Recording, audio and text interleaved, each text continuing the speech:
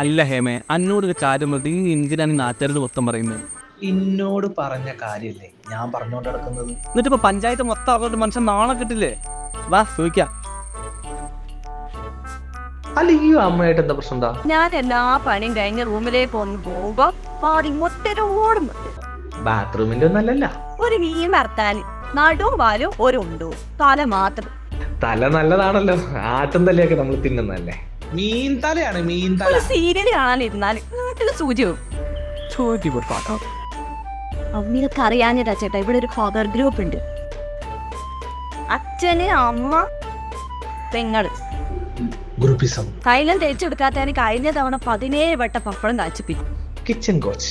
അച്ഛാ നിങ്ങൾക്ക് എന്താ പറയാനുള്ളത്? ഞാൻ ഒന്ന് പഠിക്കട്ടെ, എന്നിട്ട് പറയാം കേട്ടോ. എല്ലാം ശരിയാവും.